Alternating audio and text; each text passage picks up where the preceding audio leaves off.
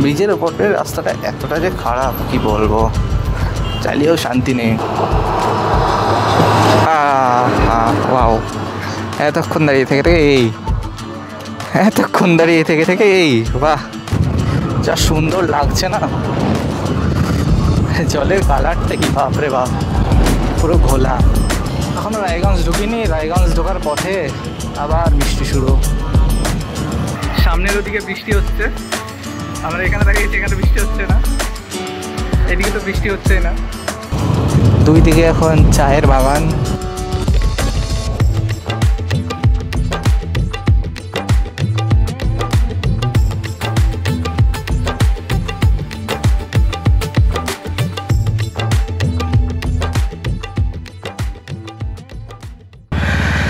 Good morning বন্ধুরা, তাহলে অবশেষে বেরিয়ে পড়লাম শিলিগুড়ির উদ্দেশ্যে। পেগাসিস এখন স্টার্টে মানে গরম হচ্ছে কিছুক্ষণের জন্য। মা বাবা যেটা দাঁড়িয়ে আছে। ঠিক আছে, আসছি একটু আসছি মা, ঠিক আছে। ফোন করে দেবো রাস্তায়। হ্যাঁ একদম, ফোন করে নেবো রাস্তায় যেতে। নাটনা হয়ে, হ্যাঁ রাস্তা কম ওদিকে। হ্যাঁ ঠিক আছে, আসছি তাহলে।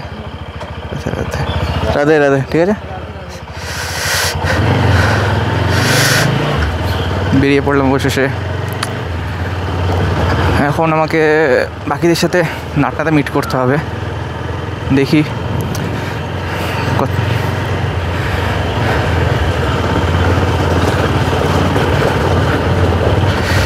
এখন ঘুরতে বাজে 5টা, অবশ্য একটু লেট হয়ে গেল। ভাবলাম 4:30টার দিকে বেরোবো, কিন্তু সেটা তো আর হলো না, 5টায় বেজে গেল। অনেক কিছু প্রবলেমের পরে অবশেষে আমরা যাচ্ছি শিলিগুড়ি। আমরা তো বলা ঠিক হবে না, কারণ এর মধ্যে অনেক গণ্ডগোল আছে। এটা হচ্ছে আমাদের জামশেদপুর বিএনআই স্কুল। এখানে আমি আমার স্কুল জীবন কাটিয়েছি। হ্যাঁ, যতদূর বলছিলাম যে আমরা বলা তেমন হবে না, কারণ আমরা প্রথমে ছিলাম 4 জন। কালকে সকালে জানতে পারলাম তার মধ্যে একজনের এক্সাম আছে, তাই ও যেতে পারছে না। তারপরে আবার সন্ধ্যার দিকে আর একজন বলছে তাকে যেতে দিচ্ছে না বাড়ি থেকে। এবার এইগুলোর চক্করে 4 জন থেকে হয়ে গেলাম আমরা 2 জন। 2টো বাইকে যাওয়ার কথা, তার পরিবর্তে এখন যাচ্ছি শুধু একটাই বাইকে, আমাদেরটাই। ক্যান্সেল তো করতে পারছি না, তাই যাই, ঘুরেই আসি, দেখি। এন্ডোতে উঠলাম আপাতত। বহরমপুর হয়ে যাব, তবে 2টো রাস্তা আমাদের এখান থেকে, করিমপুর থেকে 2টো রাস্তা হয়। একটা হয় ডোমকল জলঙ্গি হয়ে, আর দ্বিতীয়টা হয় গঙ্গাধারী ঘাট হয়ে। তো আর গঙ্গাধারী ঘাট হয়ে প্রথমে বহরমপুরে যাব, কারণ এইটা একটু শর্ট হয় ডোমকল আর জলঙ্গির তুলনায়, তাই এটা দিয়ে যাবো ভাবছি। নাটনার মোড়। এবার আমরা চলে যাব সোজা প্রিয়মের বাড়িতে, প্রিয়মকে নিতে। এখন অনেকটাই ফাঁকা আছে। প্রথমে ভেবেছিলাম সকাল সকাল একটু ভোর ভোর বেরোবো, অন্ধকার থাকতে বেরিয়ে যাব, তাহলে লোকজন কম থাকবে আর রোদের মধ্যে বেশি চালাতে হবে না, কিন্তু সেটার হলো কোথায়, সে লেটই হয়ে গেল। আর কিছুটা পৌঁছে গেছি। এই যে দাঁড়িয়ে আছে সদস্য, এক মেম্বার। কই, প্রিয়মকে তোলা হয়ে গেছে। এখন বেরিয়ে পড়ি পুরোপুরি শিলিগুড়ির উদ্দেশ্যে। বাকি যেই 2জন যাওয়ার কথা ছিল তারা তো আর যাচ্ছে না, আমাদের 2জনকেই যেতে হবে। করিমপুর বাস স্ট্যান্ড, এখন বেরিয়ে পড়বো। এদিকে আমাদের বাস স্ট্যান্ডটা। এখন বেরিয়ে পড়বো সোজা গিয়ে কিছুটা গিয়ে ওখান থেকে ডান দিকে নিতে হবে, টার্ন নিতে হবে। পৌঁছে গেলাম নদীডাঙ্গা মোড়। এখান থেকে চলে যাবো ডান দিকে।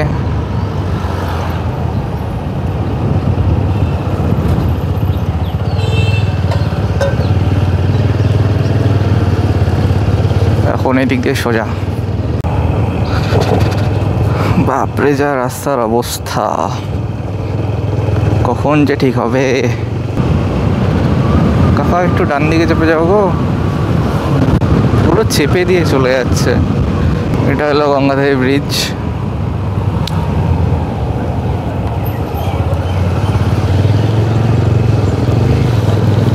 মোটামুটি জল আছে, রোদের তেজ আস্তে আস্তে বাড়ছে, এখন বোঝা যাচ্ছে। এখান থেকে এখন সুন্দর রাস্তা। আমাদের প্রথম প্ল্যান ছিল পুরুলিয়া অযোধ্যা যাওয়া, তো ওটা সব ঠিকঠাক ট্যুর প্ল্যানিং করা হয়ে গেছিলো, সব কিছু হয়ে গেছিলো। দিয়ে শেষে আজকে বেরোচ্ছি, কালকে সকালে আবার সেটা চেঞ্জ করে শিলিগুড়ি করা হলো। আপাতত কোনো প্ল্যান নেই কী করব, কোথায় ঘুরবো। এখন শিলিগুড়ি পর্যন্ত পৌঁছে ওখানে হোটেল নেওয়ার পরে ওখানে রুমে বসে প্ল্যান করব যে কালকে কোথায় কোথায় ঘুরতে যাওয়া যাবে। মেয়েদের যেমন প্ল্যান করে 2-3 মাস আগে থেকে প্ল্যান করে এখানে যাব, এই ড্রেসগুলো পরবো, এভাবে এগুলো করব, কিন্তু আমাদের মধ্যে তাও নেই। তাও তো প্ল্যান তো ঠিক ছিল না, তার উপরে যেই 4 জন যাচ্ছিলাম তার মধ্যে 2 জন যাচ্ছে না, আমরা এখন 2 জন হয়ে গেছি। এখন ঘড়িতে বাজে প্রায় 6টা। বহরমপুর ক্রস করছি। আচ্ছা, সকাল সকালেও প্রচুর ভিড় হয়ে গেছে। গঙ্গা বেশ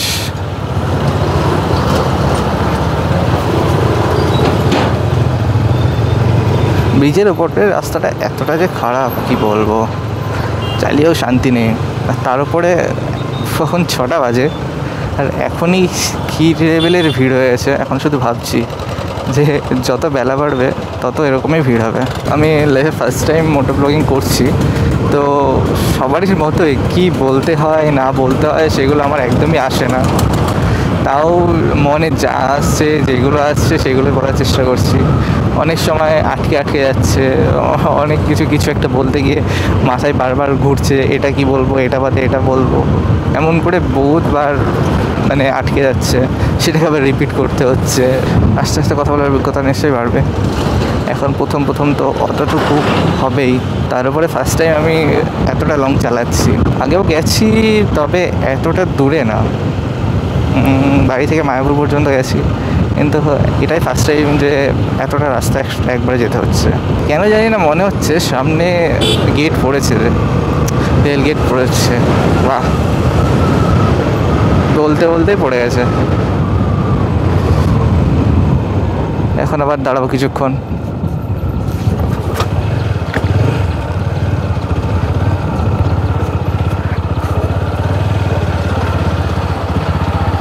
এখন আবার দাঁড়াতে হবে কিছুক্ষণ, দেখি।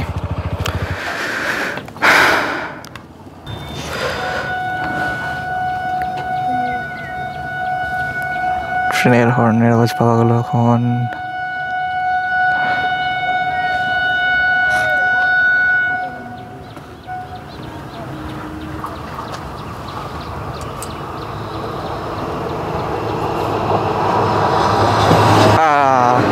ওয়াও, এতক্ষণ দাঁড়িয়ে থেকে এই বাহ, কি আর বলা যাবে, এইগুলোই সব থেকে রাগ লাগে। অনেকক্ষণ ধরে দাঁড়িয়ে থেকে ট্রেন বাদে শুধু ইঞ্জিন যাচ্ছে, ভাবা যায়।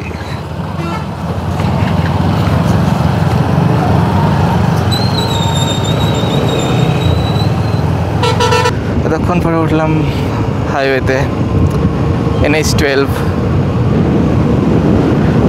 ডালখোলা, মালদা, ফারাক্কা। এখন চালিয়ে হবে শান্তি।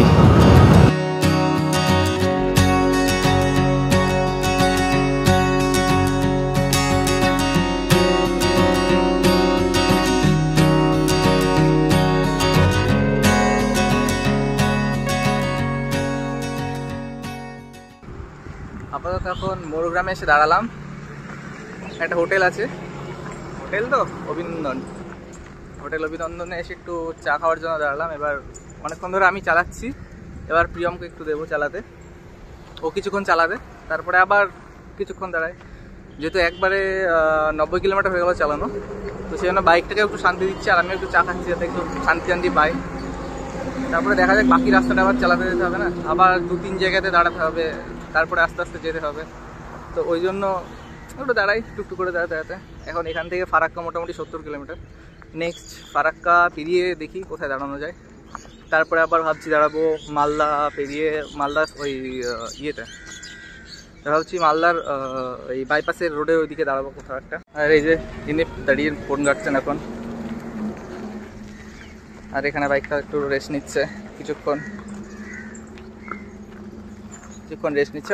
মজার বিষয় হচ্ছে দুজনের হেলমেটই একই, সেম দুটো সেম হেলমেট। অনেকক্ষণ পরে এক কাপ চা পেলাম।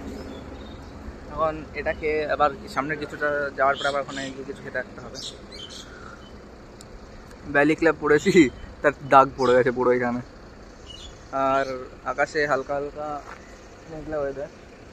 বাড়িতে ফোন করেছিলাম তো বললো ওখানে রোদ বেরিয়েছে ভালোই, কিন্তু এখানে মেঘ আছে। তো এইরকম ওয়েদার থাকলে চালিয়ে বেশ শান্তি হবে। যদি রোদ উঠে যায় তো আর এক প্রবলেম হবে, তারপরে যদি আবার বৃষ্টি হতে লাগে তো আর এক প্রবলেম হবে। তোর থেকে এই ওয়েদারটাই ভালো। এখন নেক্সট ডেস্টিনেশন ফারাক্কা, ওখানে গিয়ে বাকিটা দেখা যাবে।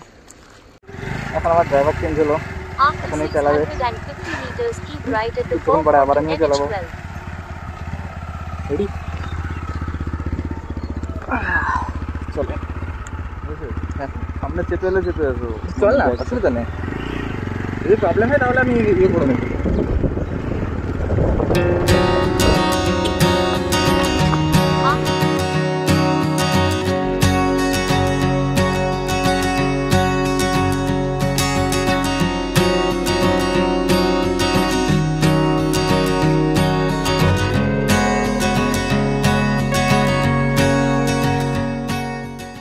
এখন বাজে 9:10।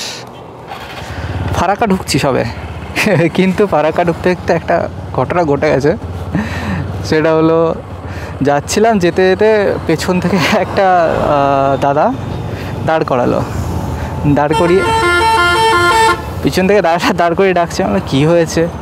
তারপরে দেখছি একটা গোল মতো কিছু একটা হাতে দিচ্ছে। তারপরে মনে পড়লো যে এটা খুলে পড়ে গেছে, এটা খুলে পড়ে গেছে। এখন ওই জন্য আবার ফারাক্কা অর্ধেক গিয়ে ঘুরে আসলাম। এসে এখানে টিভিএসের শোরুম ছিল, সেটাও বন্ধ। এখন দেখি এখন মালদা যেতে যেতে কোথাও পাই নাকি, আন্দাজ করছি পেয়ে যাব। তো সেই ভরসায় যাই, নাহলে এটা কেমন একটা লাগছে। সামনে ফারাক্কা স্টেশন, ট্রেন লাইন। যত বেলা বাড়ছে রোদের তেজটা প্রচণ্ড বাড়ছে। এখন আস্তে আস্তে প্রচুর গরম লাগছে। এখনও প্রায় 270 কিলোমিটার যাওয়া বাকি আছে, সবে 150 কিলোমিটার আসা হলো। বাদিকে ফারাক্কা রেলওয়ে স্টেশন। এখন যাই, আর কিছুটা গেলে ফারাক্কা ব্যারেজে উঠে পড়বো। যে ফারাক্কা ব্যারেজ উপর দিয়ে অনেকবার গেছি, কিন্তু তার মধ্যে বেশিরভাগ সময় গেছি রাত্রিবেলায়, তাই এটা তেমনভাবে দেখা হয়নি। এখন প্রচুর জল, বাপরে যা সুন্দর লাগছে না। এইদিকে পুরো জলে ভর্তি, ওইদিকে নতুন ব্রিজ তৈরি হচ্ছে। এখানে দাঁড়াই, ওদিক থেকেও গাড়ি আসছে প্রচুর।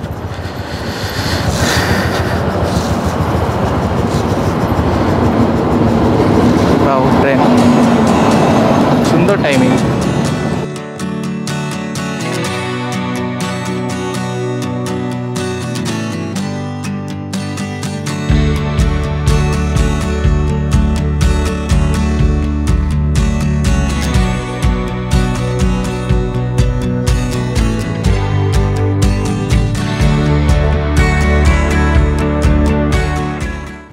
বাজে প্রায় 10:20।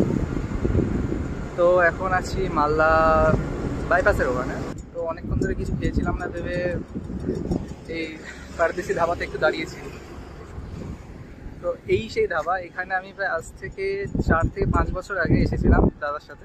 তো এই ধাবাতেই খেয়েছিলাম। তো এটাই খুঁজছিলাম রাস্তায় আস্তে আস্তে যে কোথায় এই ধাবাটা। তো আস্তে আস্তে অবশ্যই পেয়ে এটাতেই ঢুকলাম। ভেতরে বসে আছে প্রিয়ম, আমি একটু বাইরে আসলাম। তো এখানে দেখি ছোটো করে ব্রেকফাস্ট করে নেবো, তারপরে বেরোবো। অনেক ভাবছি যে এরপরে খেয়ে দিয়ে সোজা রায়গঞ্জে যাবো। রায়গঞ্জে এখান থেকে মোটামুটি 70 কি 75 কিলোমিটার। তারপরে আবার বাকি রাস্তাটা দেখবো। কারণ অলরেডি 200 কিলোমিটার কাছাকাছি চলে এসেছি। তো দেখা যাক বাকি রাস্তা কতটুকু কী হয়। আপাতত হালকা করে সকালে খেয়ে নিলাম, এখন আবার বেরিয়ে পড়ি। এখন প্রায় 11:30 বাজতে চললো। এখন নেক্সট রায়গঞ্জ পর্যন্ত যাব, তারপরে আবার দাঁড়াবো কোথাও একটা। এই যে সেই ধাবা, এখানে খাওয়া দাওয়া কমপ্লিট করে বেরোলাম। এখন অনেকটাই রাস্তা বাকি, যতটা আসলাম প্রায় ততটাই বাকি আছে। দেখি কোনো মতে। বাপরে সিট গরম হয়েছে রে।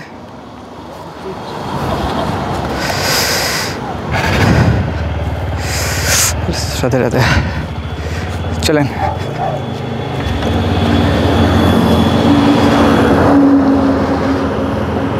এখন হয়েছে প্রচণ্ড রোদ, এতক্ষণ কিছু বোঝা যাচ্ছিল না, সকাল সকাল বেরিয়েছিলাম।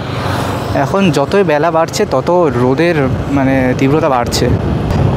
এখন হাওয়া লাগছে বডিতে, তাই অতটা গরম অনুভব হচ্ছে না।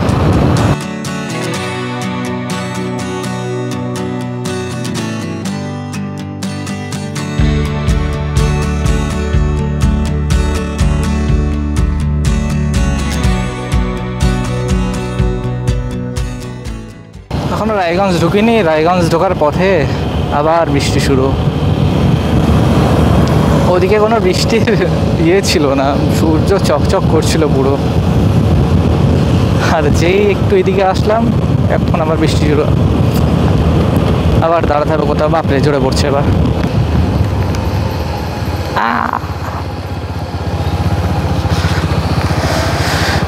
এখন একটা মজাদার জিনিস ঘটেছে, সামনের ওদিকে বৃষ্টি হচ্ছে, আমরা এখানে দাঁড়িয়েছি, এখানে বৃষ্টি হচ্ছে না, এদিকে তো বৃষ্টি হচ্ছেই না। তো এখন দাঁড়িয়ে আছি, ভাবছি যে রেনকোট পরবো কি পরবো না। ওদিকে পুরো বৃষ্টি হচ্ছে, দেখাই যাচ্ছে এখান থেকে। কালখোলা যাওয়ার মাঝপথে এত জোরে বৃষ্টি শুরু হলো, আবার দাঁড়াতেই হলো। বৃষ্টি কি করছে, এক সময় জোরে হচ্ছে, আবার এক সময় হচ্ছেই না। পুরো সূর্য, শুকনো রাস্তা, বারবার রেনকোট পরছি আর খুলছি। এভাবে কত দূর যাবো, রাগ লাগছে পুরো। হয় বৃষ্টি একবারে না হলে একদমই হোস না, বারবার হচ্ছে, কোথাও হচ্ছে না, কোথাও হচ্ছে, কোথাও হচ্ছে না। এখন এত জোরে বৃষ্টি হলো, গোটা ভিজিয়ে দিল, রেনকোট পরার টাইমও দিল না। তাও এখন একটা বাস স্ট্যান্ডে এসে দাঁড়ালাম, আবার এখন কমলো, যাই কিছুক্ষণ পরে আবার বেরোতে হবে। অনেকক্ষণ পরে মানে পেট ভরে একটু খেলাম এই যে এই হোটেলটাতে। প্রায় 340 মতো চালানোর পরে ওইদিকে ভালো লাগছিল না, ঠিক কোথায় খাবো বুঝতে পারিনি, তাই এত দূর করতে এখানে আসলাম। তো এখানে এসে এই হোটেলটাতে হালকা খেয়ে আবার বেরিয়ে পড়ছি এখান থেকে। আর মাত্র কত কিলোমিটার হবে, 98 কি 99 কিলোমিটার আছে শিলিগুড়ি। এই তো এখন বেরিয়ে পড়বো আবার নিজের উদ্দেশ্যে।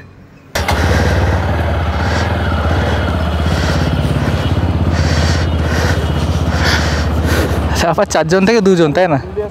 বেশি সমস্যা, ওটা ওয়ান ওয়ে রাস্তা ছিল, ওটাও সেই 3:30 এতক্ষণ পৌঁছে যেতাম, যতটা আসলাম ততটাতে পৌঁছে যেতাম। আবার বেরিয়ে পড়লাম খাওয়া দাওয়ার পরে। এখনও প্রায় 2 ঘন্টা চালাতে হবে, তারপরে পৌঁছবো।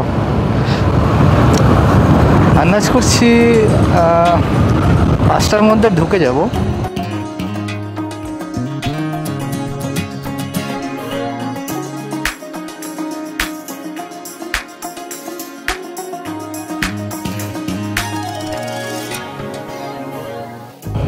অবশেষে প্রায় 430 কিলোমিটার চালানোর পরে শিলিগুড়ির কাছে চলে এসেছি।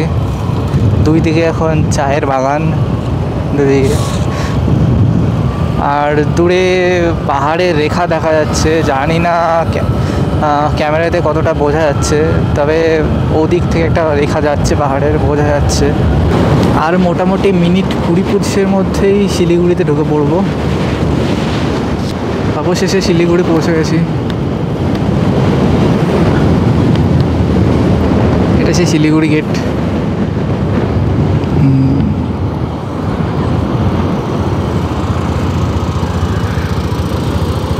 পৌঁছতে 5টা বেজে গেল। এখন ভাবছি সামনে কিছুটা গিয়ে তারপরে একটা রুম দেখে নেব। তো এই দিকে আর কিছুটা গিয়ে দেখব কোনো রুম পাওয়া যায় নাকি, পাওয়া গেলে ভালো। গুড ইভিনিং বন্ধুরা। আমরা এখানে পৌঁছেছিলাম তখন 5টার দিকে। তারপরে হোটেল এদিক ওদিকে খুঁজছিলাম, তো কিছু তেমন পাচ্ছিলাম না। আর অবশেষে একটা পেলাম, তো সেটা এখানে আসলাম। একটা এসি রুম নিয়েছি আমরা দুজন। তো ভাবছি আজকে রাতটা কাটিয়ে সকালবেলা 9টা নাগাদ বেরিয়ে যাবো, ওদের কারসেঙ্গের ওখানে গিয়ে একটা হোমস্টে বা কিছু একটা নিয়ে নেবো। তো সেই জন্য এখন একটু বেরিয়েছিলাম সব জিনিসপত্র রেখে। তো এখন আবার মোমো টোমো খেয়ে এসে আবার ঢুকছি। এই যে সেই হোটেলটা, এইটাতে আছি। আর এই যে আমার বাইকটা এখানে আছে। তো দেখি কালকে কি হয়।